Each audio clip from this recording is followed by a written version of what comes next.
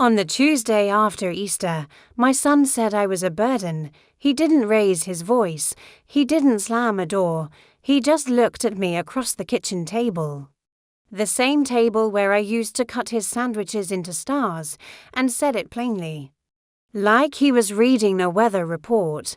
A burden. It was the way he said it, more than the words. Final. He'd just helped himself to the last of the leftover pie, scraped the pan clean, and left the fork in the sink like he was done with everything, not just the meal, but me. I had asked if I could still drive the car to my Wednesday morning church group. Not even far, just 7 blocks. My knees were stiff that day, and the sun was finally warm again. I wanted the air. The light, the company. He exhaled, turned back to his phone, and muttered, "You're just a burden, Mom. We'll handle the errands from now on." That was it. I'm Ellen Morton. I'm 74. And that was the moment I knew I didn't live in my own house anymore. I lived in someone else's decision. Subscribe, and tell me in the comments where you're watching from. Thanks. When my husband died, I held myself upright with routines, the eggs at 6, the laundry on Mondays, the hummingbird feeder just under the eaves. I didn't crumble. I made soup and gave the spare room to my son when his marriage dissolved, then his job. Then finally his temper. I didn't ask questions. I never do. I offered up the space like a mother does. Soft shoulders, empty drawers, grocery money slipped under the cereal box. He said it would be for a while. That was 6 years ago. He brought his daughter when the custody schedule allowed. And then less and less. He filled the garage with his tools, and my sewing machine pushed into a corner. The car became his, though it was still titled in my name, and I kept shrinking. A drawer here, a voice there. Until finally, even the question of driving myself 7 blocks became too much. I didn't say anything that day, just nodded like I agreed, but I looked at the car keys on the hook by the pantry. A simple little ring with a green plastic tag, and I thought to myself, that's the last thing I own that still moves. That night, I lay awake with my hands over my stomach, like I used to when I was pregnant with him, back when I was young and waiting for him to arrive, wondering what he would need from me. I had no idea, back then, that what he would need most was someone to take the blame for everything. By morning, I had made my decision. It was not loud. It was not rebellious. It was a whisper to myself. You are not a burden. You are a woman with a key. So I got dressed, blue cardigan, the one with the stitched sleeves, and walked across the street to my neighbour's porch. George had helped me take the recycling bin out more than once. He was kind, careful. He once brought me tulips for no reason at all. I handed him the key and said, "Take good care of her. She's never let me down." He looked surprised, but not alarmed. He was the kind of man who understood that gifts sometimes came with sorrow folded inside. I walked back home slowly, the pavement warm under my shoes. My son was still asleep. The sink was still full, nothing had changed, and everything had. I made tea and sat on the porch. The birds were chirping along the fence. I didn't need to go to church that day. I had just made peace in my own front yard. By Friday, he noticed. He asked where the car was. I said, "She's gone." He blinked. Gone where? To someone who thinks I'm not a burden. He didn't speak for a long time. Then he went back inside, closed the door softly behind him. That was the moment I knew the balance had shifted. Not in the way you'd think, not with anger or reclaiming space. Just a simple fact. You can't erase someone who has already let go of being seen. I wasn't angry. I wasn't even sad. I was something else entirely. I was done asking to be allowed. I was done asking to be driven, and slowly, without a sound, I became the one who had left. Even though I was still right there, I wasn't always someone who sat alone on the porch counting the number of times the mail truck passed before my name was called. Once. I was the one who carried everything: laundry baskets and heavy groceries, guilt and gratitude, family and faith. My back has a curve now, but it wasn't always there. It formed over time, not from age, but from the weight of years spent holding everyone else together. I married young, 19. My parents disapproved. But I believed in simple vows and the way Robert looked at me like I was solid ground. He was a good man, but life chipped at him too. The factory years wore down his lungs. We had only one child, a boy we named Adam, after Robert's grandfather. A quiet baby with bright eyes and a grip that refused to let go of my finger. I didn't return to work after Adam was born. We couldn't afford daycare, and I never trusted strangers with his bath times or his scraped knees, so I stayed and gave and gave. I clipped coupons with the intensity of a surgeon. I made meatloaf stretch across 3 nights. I sold my engagement ring once when the roof leaked in the middle of winter. Robert never found out. I told him the pawn shop receipt was for an old blender when Adam got pneumonia at age 6. I stayed awake for nights in a row at his hospital bedside. I didn't change clothes. I just brushed my hair in the bathroom mirror and kept singing lullabies in a voice that cracked around the edges. He doesn't remember that now, or maybe he does. But it lives somewhere buried behind his rent stress and his tired sighs. Motherhood has no receipt, no invoice to present when they're grown. You just give, and if you're lucky, they grow up to be kind. If not, you find yourself, at 74, explaining to someone why your name isn't on the insurance anymore. I was the one who made sure every birthday had a candle, even when we couldn't afford cake. I borrowed an oven from a neighbour once, just so Adam wouldn't know ours had broken down. I once sewed his school trousers with dental floss. When he made the varsity team in high school, I sat in the bleachers in the pouring rain because he said, "No one's coming anyway." He doesn't remember how many dinners I ate cold because I was waiting for him to get home from practice. He doesn't remember that I used to fold his socks into little hearts when he was 5, because he said it made them feel less scratchy. And when Robert died, slow, coughing, bitter, I was the one who arranged everything. I had $1,200 in a savings envelope and a stack of unpaid utility bills. I paid the undertaker in cash and cancelled the newspaper.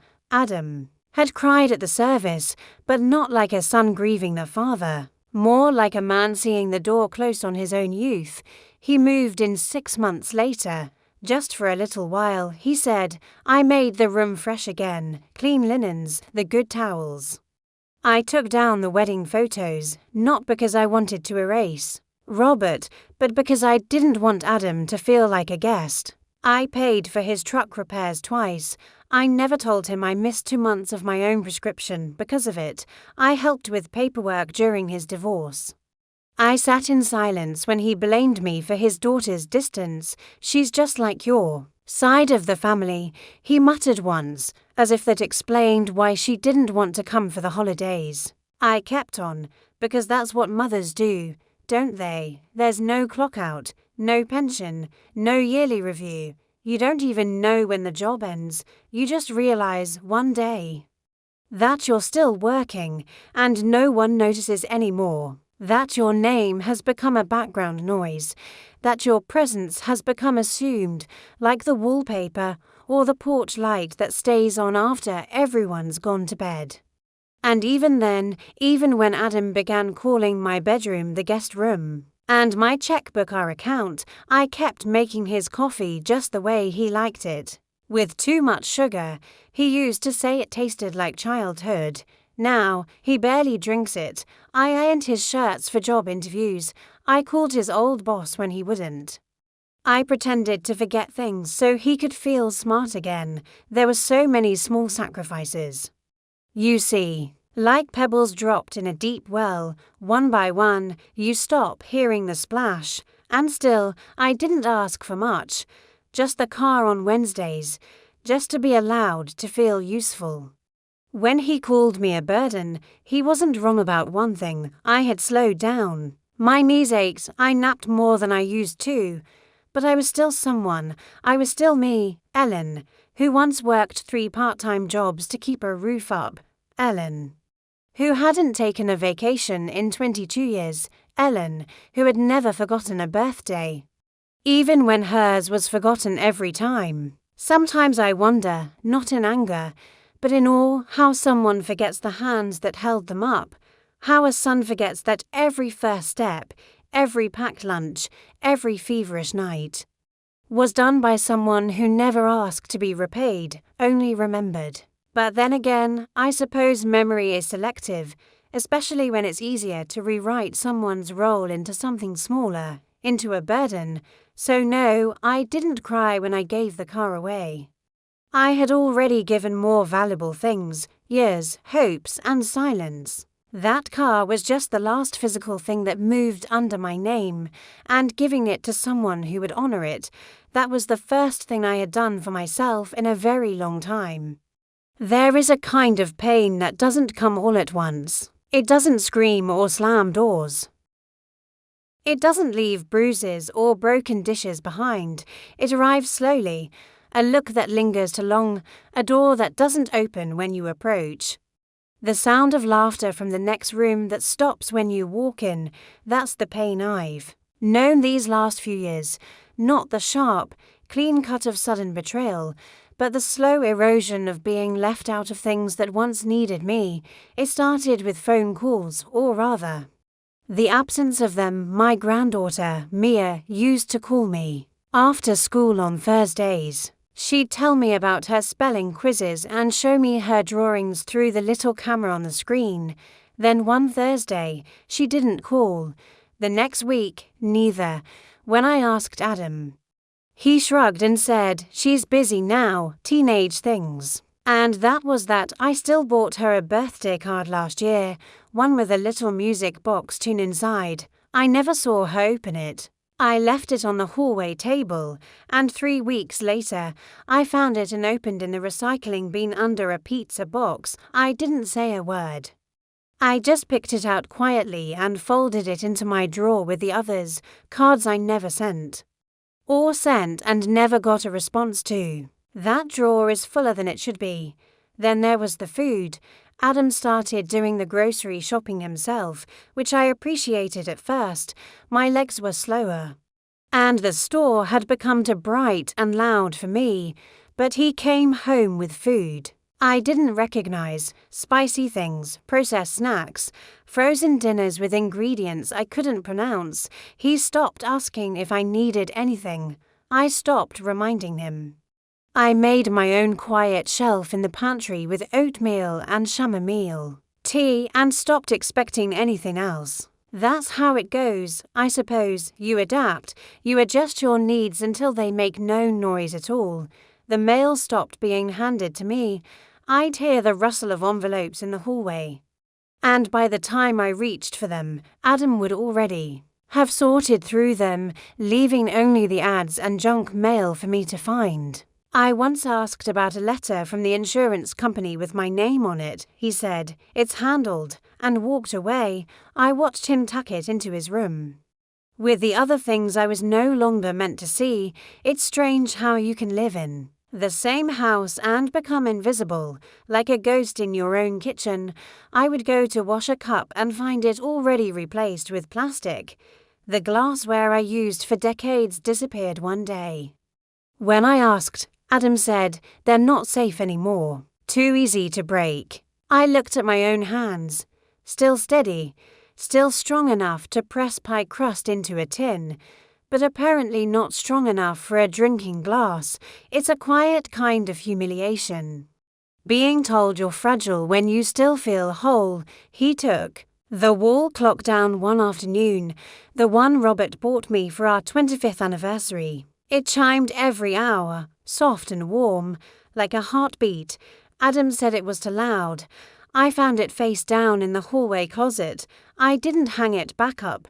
Some things, once laid down, don't belong standing anymore. There were other things, small Things, the curtains I had stitched myself, were replaced with something modern. My books are boxed up to make room. My chair, the one with the floral print, where I used to sit with my tea, quietly vanished to the garage without a word. "You can sit at the table," he said when I asked. "It's better for your posture," as if comfort had become a problem to be solved. Even the dog, Millie, started looking for me less.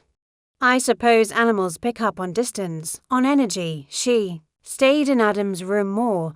I'd hear her nails tapping along the floor. But she stopped curling up by my bed. Maybe I stopped smelling like home to her. But the worst hurt wasn't any single event. It was the sum of them, the slow fading of my presence, the way I stopped being asked what I thought, the way decisions were made around me, and then eventually over me. When did I become background? When did I stop being Ellen? Not once did Adam say, "We don't need you anymore," but the message was there, in every change made without asking. Every calendar I no longer had access to, every voice lowered to a whisper when I entered the room. There's a difference between being cared for and being managed. They'll tell you it's for your own good, that they're simplifying things, that you've earned your rest, but rest isn't the same as removal. Rest isn't being told you're too old to handle your own money or your own memories. And the strange thing is, I never argued, not once. I nodded. I stepped back. I allowed it. Because I didn't know what else to do, because love teaches you to be soft, because motherhood teaches you to endure. But each time I did, each time I stayed silent, I felt another part of myself pull away, like threads unraveling from a sleeve. There is a grief that doesn't belong to death. It belongs to being slowly forgotten while you're still alive. That's the grief I live with. The grief of watching a boy I once bathed in the sink treats me like a task. The grief of being needed less. They're not at all. Then only in name. They don't notice, of course, because I still smile. Still make breakfast, still remember to water the ivy on the windowsill, but every kindness now feels like a whisper into an empty room. And sometimes, when the house is quiet and the light falls just right through the blinds, I sit there and ask myself the simplest question: when did I disappear? There's a strange thing that happens when people start treating you like you're no longer fully there. They begin speaking as though your presence is a placeholder, not a person, as if your ears have dulled, your judgment softened, your rights suspended. It's not cruelty. Exactly, not at first. It's something quieter, but it builds. And then one day, they cross a line you didn't think anyone would. It happened in May, just before the azaleas bloomed and after the tax season rush. I remember that because the air was warm and sticky, and I'd been out on the porch sweeping pollen from the step when I noticed a strange man walking up the drive in khakis and a pressed shirt, clipboard in hand, smiling, but not warmly. He asked if Adam was home. Said he was from the bank, here to verify final paperwork. I blinked. Final paperwork. He looked at me like I was asking something too large for someone my age to understand. Just a routine home equity transfer. Ma'am, the title change should have gone through last week. I didn't say anything. Just stared at him until his smile faltered. He checked his clipboard again. Then frowned. "You're Mrs. Morton, right?" I nodded slowly. Then, "Well, everything's in order," he said quickly. "I'll just circle back later." He left, awkward and fast. I watched him go, heart thudding louder than it had in years. Not because of what he said, but because of what it might mean. The word that stuck in my head was transfer. The house had always been mine. Robert and I bought it in 1981. He laid the tiles in the kitchen himself. I still remember the day we brought the old oak rocking chair through the door, scratched the trim, and laughed like kids at a prank. The deed had both our names. After he passed, it was only mine. I never changed that, never added Adam. There was no reason to. It wasn't something we talked about. But that day, I walked back inside with a tremble in my hand that hadn't been there before. I found the desk drawer in the guest room, the one Adam kept locked. It was slightly ajar, papers sat in neat stacks, not hidden, but not offered either. I didn't snoop, I simply looked, carefully. Respectfully, as a woman with questions, not accusations. That's where I found it. A copy of a new deed. My name had been removed. The signature was mine, except it wasn't. It was close, I'll give him that, the way the E looped. The steady tilt of the N, almost identical. But the M was wrong, too sharp, too deliberate. My hand had softened over time. He hadn't. I stood there, holding that paper, heart thudding like a fist behind my ribs. The air in the room grew thin. Something in me folded down, like a bridge, caving inward, slow but final. He had forged my name. He had taken my house. I sat on the edge of the bed and stared at the carpet until the sun shifted across the floor. I didn't cry. I didn't even move. I just sat, letting it settle, letting the enormity of it press against me, like waves against the side of a boat. There had been signs, hadn't there? The mail he stopped sharing, the calls he answered. In the hallway, the way he once said, "It's not like you're going to live here forever."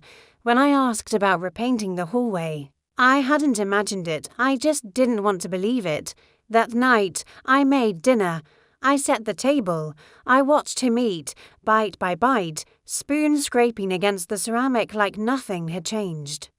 I asked if he'd been to the bank lately. His eyes flicked up just briefly, then returned to his plate. "It's all handled," he said.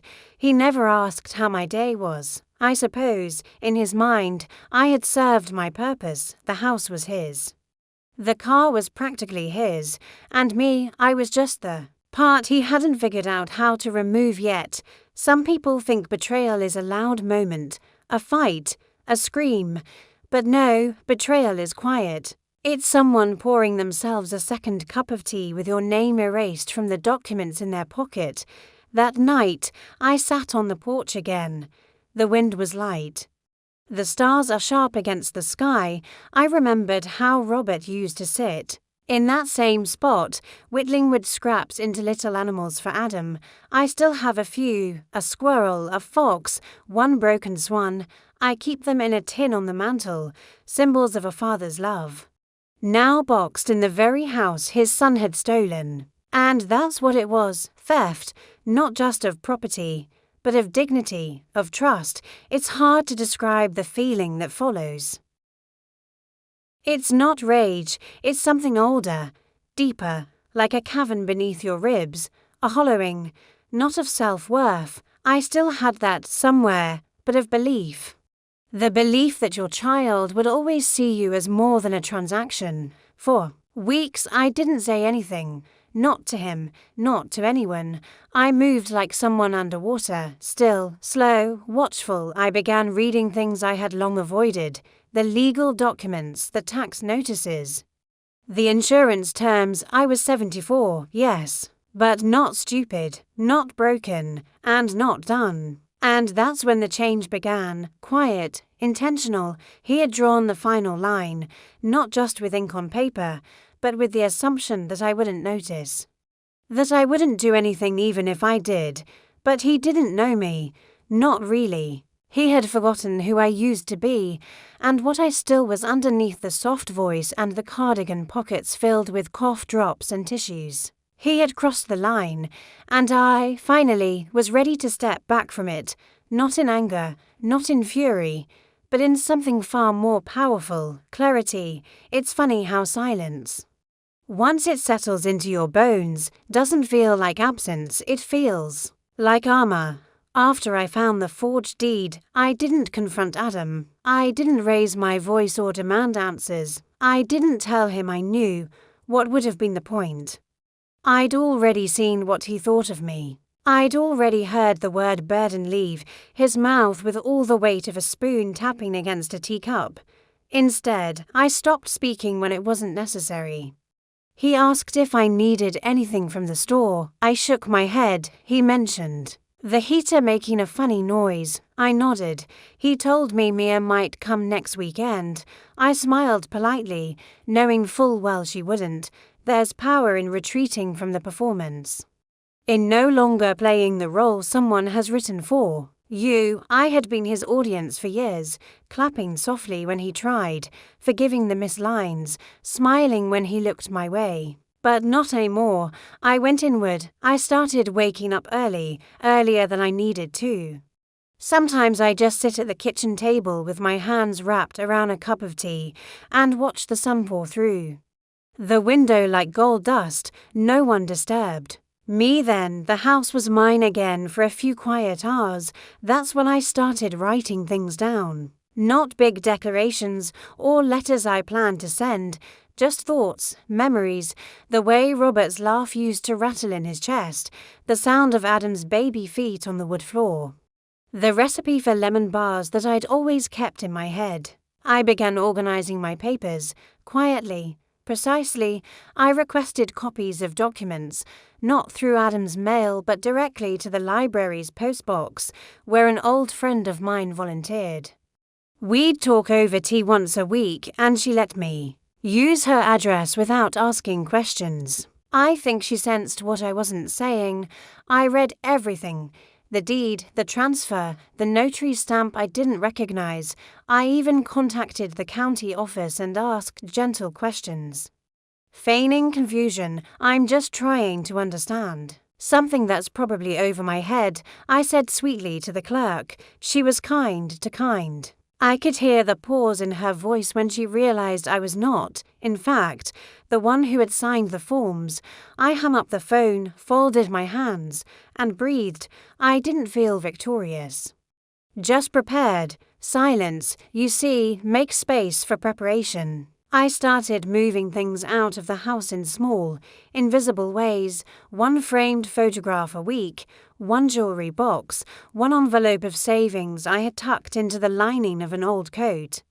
I'd walk over to the church thrift shop or down to Nancy's place and quietly leave them in trusted corners. My life in fragments, redistributed. Adam never noticed, or maybe he did, but didn't care. His world didn't need my tokens anymore. I visited a lawyer one Thursday, not downtown, but in a small brick office beside the dental clinic where I used to take Adam when he was missing a molar. The lawyer was young but respectful. She listened carefully and didn't interrupt. When I showed her the copy of the deed and pointed to the signature, she looked up and said softly, "This is enough to begin." Begin. That word felt heavy and bright all at once.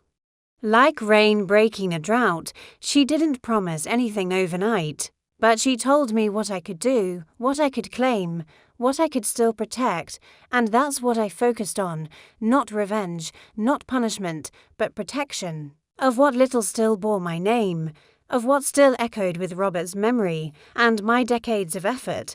I didn't stop cooking.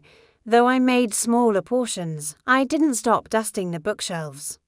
But I let the ones he never read gather their layers. I didn't stop being a mother, not completely, but I stopped being available. He noticed, I think, at first, he chalked it up to fatigue. "You okay?" He asked once as I passed him the salt without looking. I nodded, but didn't reply. He stopped trying after that. I suppose it's easier to live with someone who doesn't expect much. I became background again, but this time by choice. Silence, once a sentence, had become a sanctuary. I started walking in the afternoons, slow, careful steps, just far enough to feel the sun on my face and see the pink blossoms near the library gates. I wore my old straw hat and carried a small notebook in my cardigan pocket. I jotted down thoughts. Like prayers, no regrets, just reflections. There's something sacred about deciding who gets to hear your voice. Something holy in reclaiming the sound of your own breath when it's no longer wasted on people who don't listen. I stopped leaving reminders on the fridge. I stopped mentioning birthdays. I stopped apologizing for taking up space. I didn't need to slam a door to make a change. I only needed to stop opening it for people who walked right through me. The car was gone by then. I had already handed over the keys to George, my neighbour, who now waved at me every time he drove past. Sometimes he slowed down and offered me a ride. I always smiled and waved him on. Walking was enough, and in the evenings I sat by the window and listened, not to Adam, not to the television blaring from his room, but to the way the wind moved through the trees, the way my own heart sounded when everything else was still. I think I had forgotten how to be alone with myself, but in the silence I remembered. There is strength in not responding. There is dignity in removing yourself before they shove you out. There is power in stillness, not because it wins, but because it endures. Adam had drawn his lines, but I, at last, was drawing mine. No more giving, no more waiting. Just observing, just preparing, and holding quietly.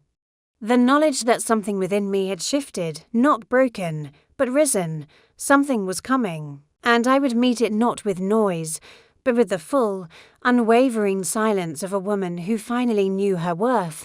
When a woman begins to move differently, it doesn't mean she walks faster or speaks louder. It means her rhythm changes inside. Her time is no longer given away in teaspoons to people who mistake it for obligation. Her choices start to trace a new path, one that circles inward rather than outward. That's what happened to me. I didn't leave the house, not right away. But something inside me had already crossed the threshold. It began with the garden. That patch of dry earth beside the shed had been neglected for years, ever since Robert passed and Adam filled the backyard with tarps and boxes and leftover lumber from a job he never finished. But one morning, with the sky low and quiet and the soil soft from an early rain, I put on my gloves and cleared the space, not for anyone else, not for show, just for me. I pulled out weeds.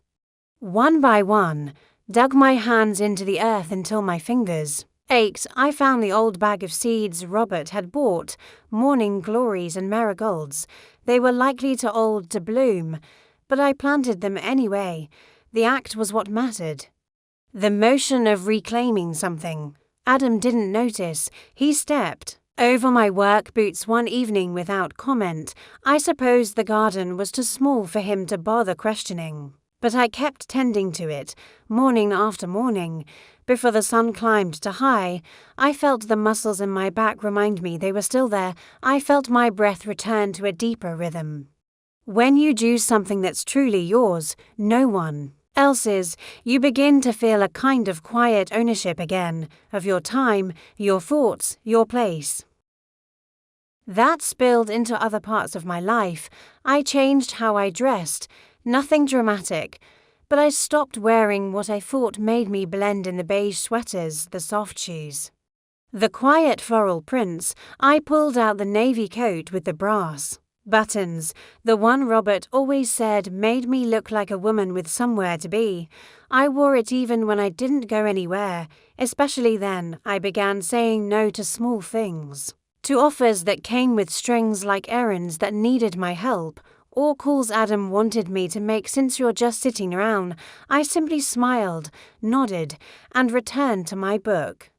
That small resistance, that choosing not to move just because someone else expected it, felt like placing a brick beneath my feet, building something solid again. I reached out to a financial counselor, a woman named Judith at the credit union near the post office. I told her everything about the forged deed, the missing mail, the savings Adam had helped me manage. She didn't flinch. She didn't talk down to me. She made a list. She made a plan. And for the first time in years, I had a path that was mine alone. I opened a separate account, quietly, in my name only. I filed a legal complaint, not a lawsuit, not yet, but enough to create a record, enough to make sure that my voice, if ever questioned, had already spoken where it mattered. I didn't tell Adam, not out of fear, but because he'd already stopped listening. He was busy, always too busy. There was a woman now, someone from his work, I think, he whispered into the phone late at night. smiled at texts, shaved more often.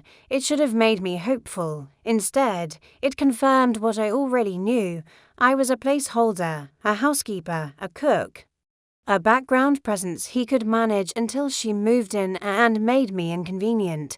So, I prepared. I went through closets, drawers, and storage bins. I found my birth certificate, my marriage license, Robert's old military papers, things I hadn't touched in years.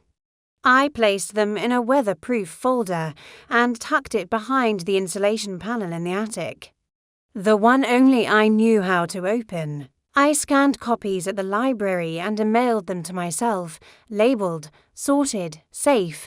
It sounds silly, maybe, all this quiet planning, but when you've been made to feel invisible for long enough, even your own identity starts to feel like something that could be lost in a moment, a tossed folder, a deleted file. I wasn't going to let that happen.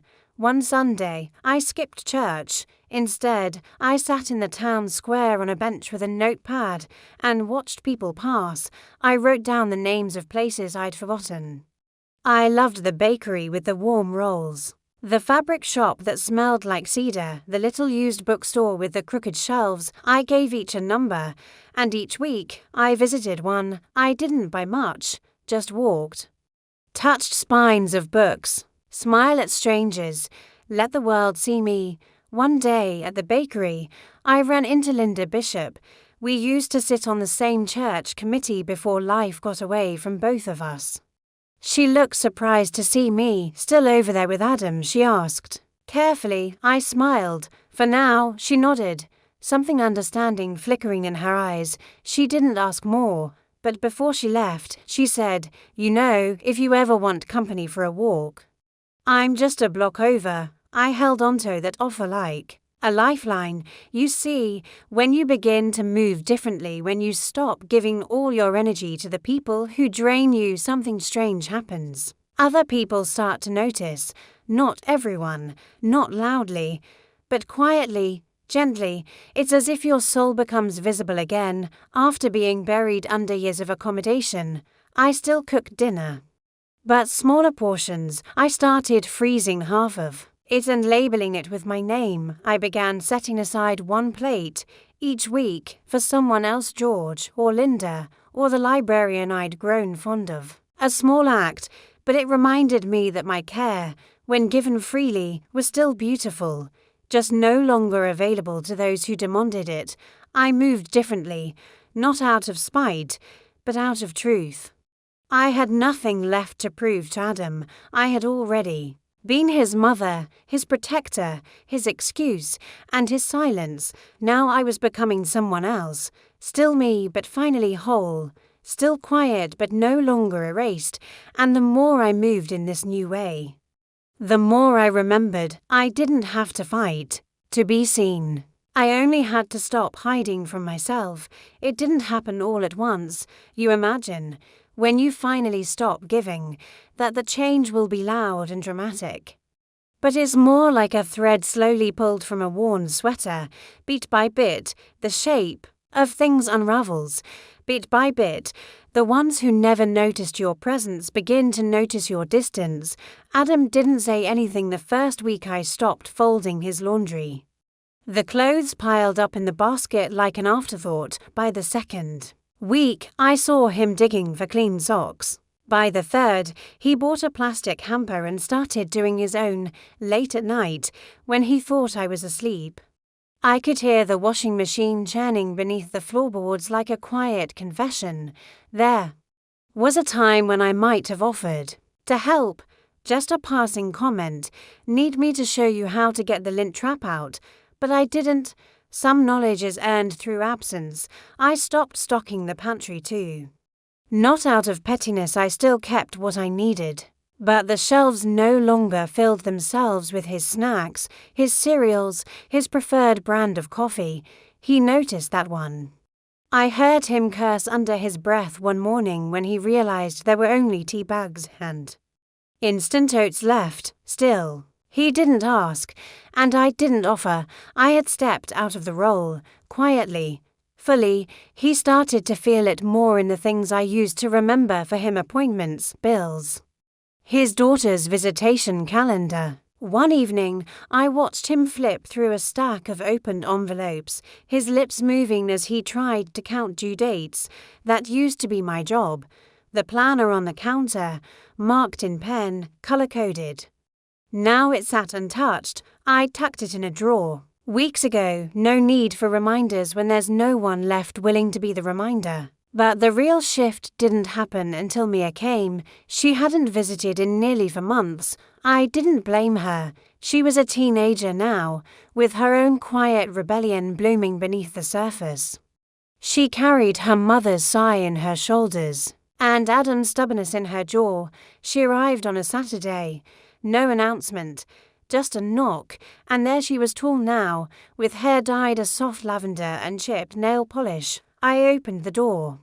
She blinked, smiled faintly. "Hi, Grandma." The way she said it nearly split something inside me. I hadn't heard the word grandma in so long. I stepped aside and let her in. Adam wasn't home, off somewhere, maybe with that woman. Maybe at a bar, it didn't matter. I made tea. She sat at the kitchen table like she used to, picking at the edge of the placemat. "You changed things," she said softly. I nodded. I had to. She didn't ask what that meant. She didn't need to. The house felt different, lighter, emptier, in the way that's both loss and peace. She sipped her tea, then looked up. "Dad says you've been acting weird." I smiled at that, a small, private smile. "I think I've just stopped acting," I replied.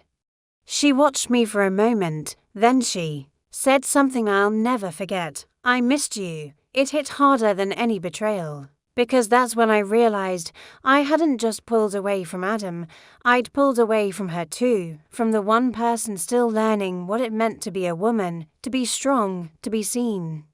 And if I stayed quiet too long, she might come to believe this was what aging looked like: shrinking, disappearing, swallowing yourself to keep peace for people who offer none. So I leaned forward. "Come with me," I said. I took her out back to the garden. The marigolds had bloomed, not many, just enough to paint the air with color. The morning glories were climbing the fence, their petals still curled from the night's chill. She knelt down beside me without a word, touched the soil, touched the flowers. "They're beautiful," she whispered. I nodded. "They're stubborn, they bloom late, but they come back." We stayed there, side by side, in silence. Adam came home. An hour later, found us still in the dirt. He didn't know what to say. There was a flicker in his face of confusion, maybe discomfort. Mia stood up, brushed her jeans off, and walked past him without a word. He followed me inside. Stood near the counter where I was rinsing mugs. "Why didn't you tell me she was coming?" I didn't turn. It wasn't my job. He paused. "I'm just saying, we could have known." I said we couldn't have.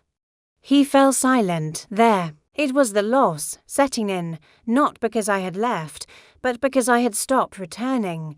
That's the thing people don't understand. You can sit in the same room as someone for years and still be gone. You can keep making meals, paying bills, offering small comforts and still be lost to them. But once you truly leave emotionally, spiritually, there is no map that leads them back to you. Adam didn't cry, he didn't beg, but he looked at me like someone realizing the lock had changed. That night, he ordered takeout, ate alone. I didn't ask what he got. Mia sat with me in the living room. We watched an old movie. I let her pick. She leaned her head against my shoulder halfway through, and I realized, as the credits rolled, that I hadn't just taken something away from Adam.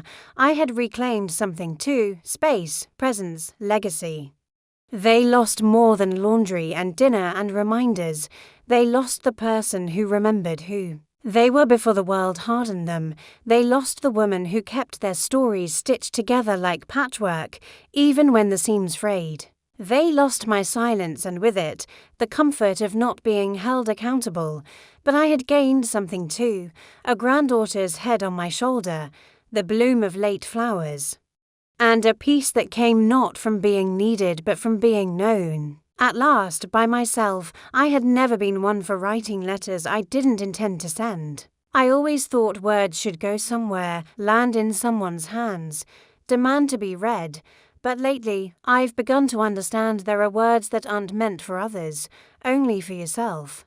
That's how it began, with a piece of stationery I found folded inside a drawer, cream-coloured and lined with soft blue flowers, one of those old gift sets I'd kept just in case for years, the kind people don't use anymore. I unfolded the page and stared at it for a long time. Then I began to write. Dear Ellen, you've given enough. It wasn't dramatic. It wasn't even sad. It was honest, a softness that came not from surrender, but from knowing you no longer needed to earn your place. I wrote slowly, letting each word fall into its line without rushing. You have spent your entire life holding space for others. For Robert, for Adam, for a granddaughter who disappeared and came back with lavender hair and silent questions. You held their fears, their disappointments, their expectations. You folded towels and swallowed your own aches. You made room again and again, shrinking your life into smaller corners so theirs could stretch wide. But you don't have to do that anymore. I paused, letting the quiet in the room settle around me. A fly buzzed somewhere near the window. Outside, the garden shimmered in the golden hush of early evening. You are not bitter. That's important. You don't need to become hard to become whole. You can still love even the son who forgot to say thank you, even the girl who left your card in the bin, even the man who forged your name on a piece of paper and called it progress. But you can love without bending. You can stay without staying. Still, you can be kind without being erased. I kept writing. The pen moved like breath, slow and steady. I wrote about the first time Robert touched my wrist, back when we were 19, and too scared to say what we wanted, about how it felt to watch Adam sleep in his crib, cheeks round and flushed, his fingers curled into tiny fists. I wrote about the long evenings, the rain on the roof, the cinnamon rolls I made every Christmas even after no one came. And then I wrote this: you are allowed to leave rooms that no longer hear you. You are allowed to build a home within yourself. I signed it simply, me, no flourish, no date, just the truth. I folded the letter and placed it inside a book of poems I kept by my bed, not to hide it, just to let it live quietly among the words that had carried me through harder winters. I didn't tell anyone I wrote it, not Linda, not George, not even Mia, though part of me thought she might sense it the next time she curled up beside me and asked about the warbling birds outside the window. That letter became a hinge in my heart. Something opened, something turned, and a week later, another letter arrived. This one wasn't meant for me, but it found me anyway, slipped beneath the front door like an afterthought. It was from the county clerk's office, addressed to the estate of Ellen Morton. I stared at it for a long time. My hands didn't tremble. They didn't need to. I had already braced myself for the absurdity of being treated as if I were no longer alive in a house I still stood in. Adam had filed something else, a claim, perhaps, or a financial motion meant to cement what he believed he'd already taken. I placed the envelope on the counter and brewed a cup of tea before opening it. Inside was a formal statement of ownership transfer pending, not complete with a section highlighted that required confirmation of death. It was laughable, in a way, the irony. He had tried to erase me so thoroughly that, legally, I'd become a ghost, but ghosts remember everything. I smiled, not bitterly, but with clarity. I folded the papers neatly and slid them into the folder in the attic, beside the birth certificate and Robert's service records.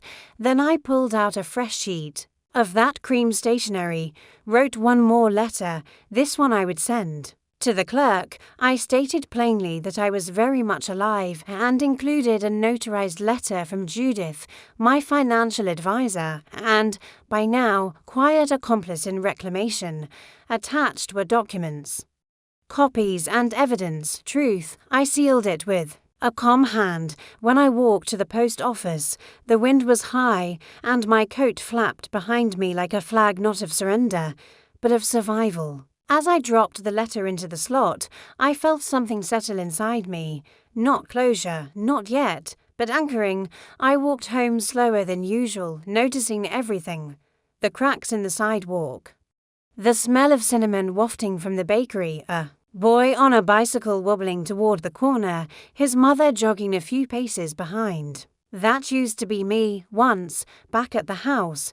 Adam was in the kitchen, fumbling with a clogged sink. He didn't look up when I entered. "You get the mail?" he asked. I just smiled and said nothing. The letter had already been written. The truth is already mailed, and I had nothing left to explain to someone who hadn't bothered to ask. That night, I opened the book of poems and reread my first letter. You have given enough, and I had more than enough. Now it was time to hold what remained not like scraps, but like a flame cupped in both hands, and carry it into whatever came next. The house is still the same. The walls haven't moved.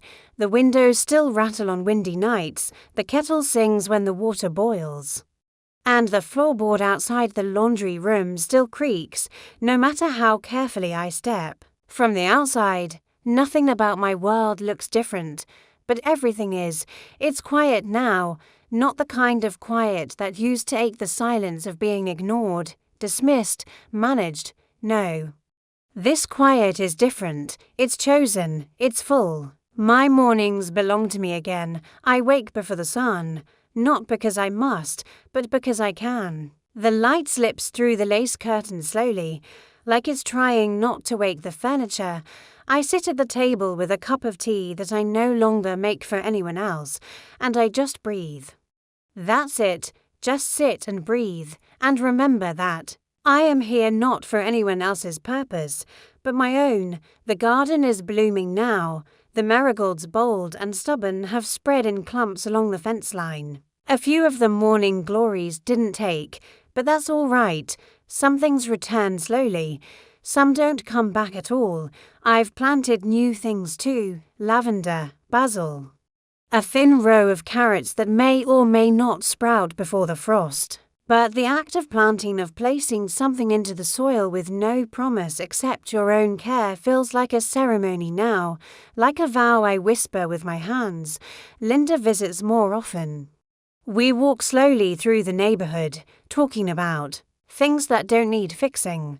Sometimes we don't speak at all.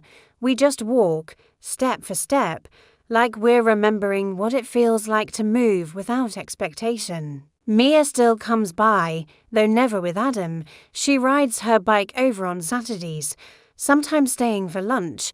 She's quieter than she used to be, but there's a steadiness in her eyes now. She tells me small things about school, about music, about the friend who shaved her head in protest of something neither of us entirely understood, but it matters to her, and that's enough. I don't ask about her father. She doesn't bring him up. Once, as she reached for a third lemon cookie, she said, "You're different now, Grandma." I smiled and said, "I know, that was all we needed to say. Adam is still here, physically, anyway. But I think we both know something in the air has shifted. My silence is not his anymore. He doesn't manage me now, he works around me, as if he's navigating a piece of furniture that has regained weight. I'm not unkind, I'm not cold. But I'm not available in the ways he once assumed I'd always be. Last week, he asked if I could help with a few papers, something about refinancing. I looked at him, steady and soft, and said, "You'll have to handle that yourself."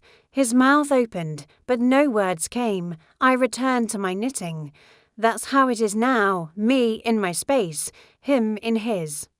A strange coexistence that floats like dust in late light, visible if you look closely, but otherwise unspoken, and I like it that way. Judith, the financial advisor, called yesterday. She said the legal action had stalled Adam's petition, that my name, my rights, my home are protected again for now. I thanked her. She asked if I wanted to press charges for the forgery. I told her no, not even for justice, she asked. I said no, just for peace.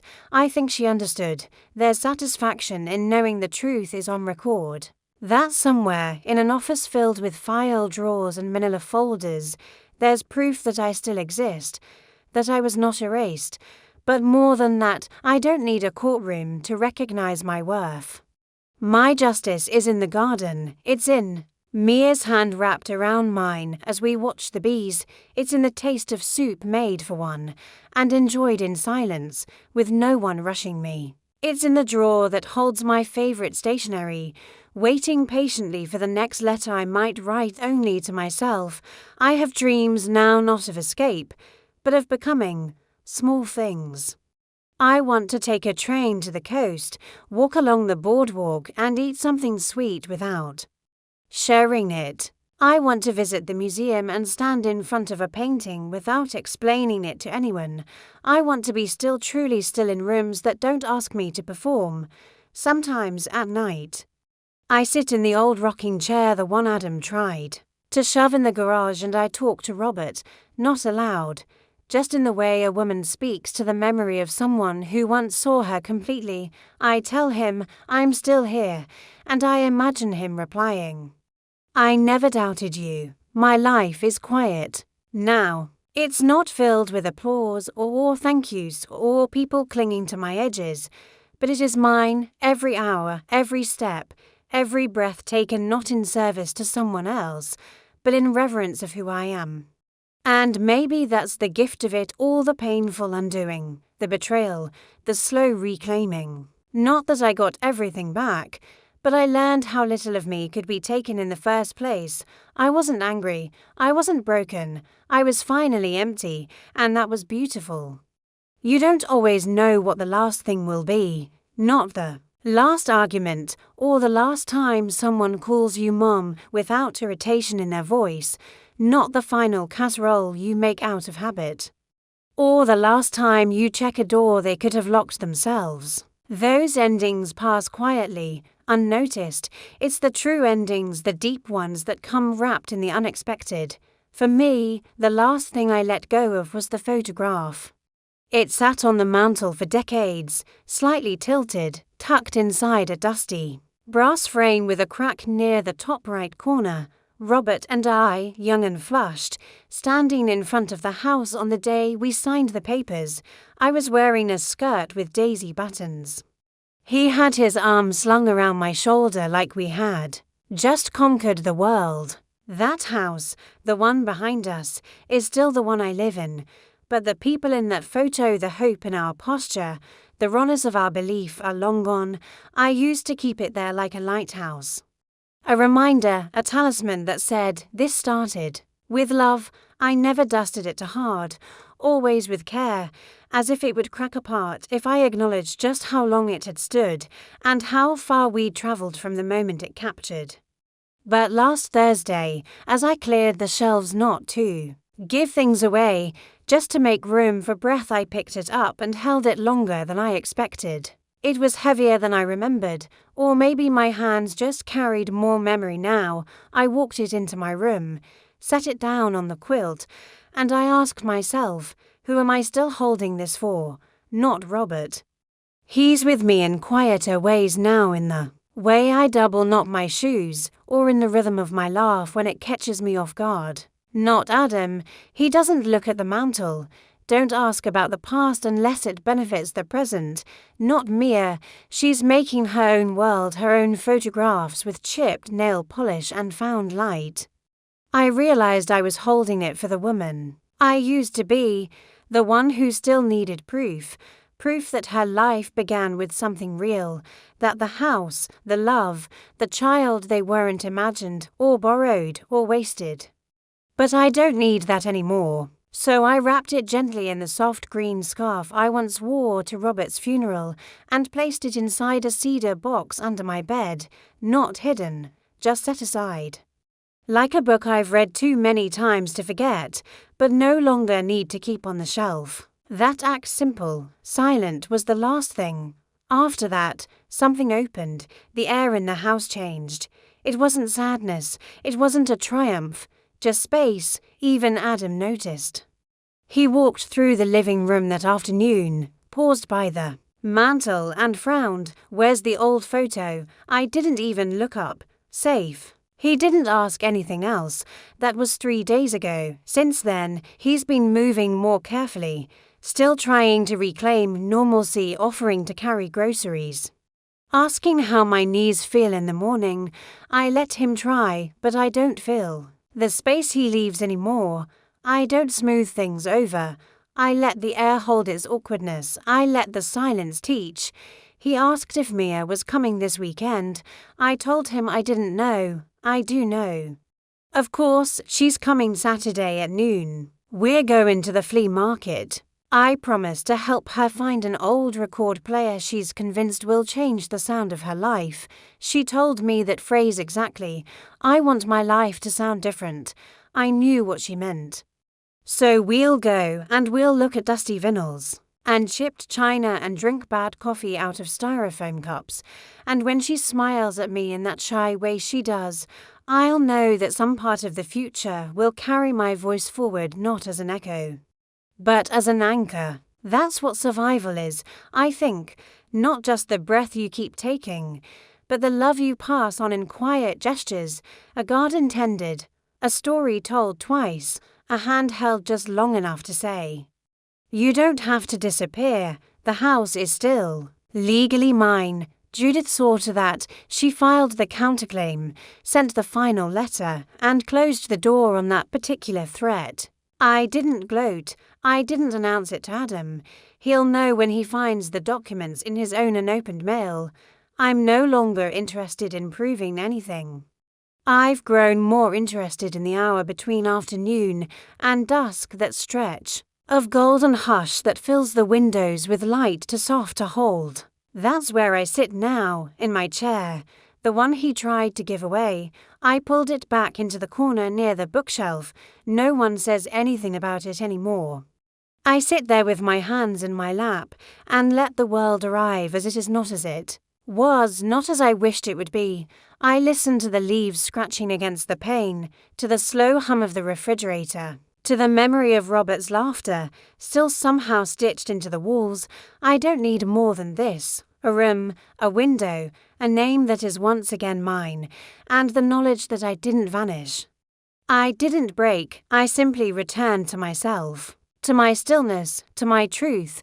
And the final thing I let go of, it wasn't the photo, not really. It was the version of me who waited to be seen, waited to be thanked, waited to be chosen. She's resting now, and I am living, quietly, completely, without permission, and without regret.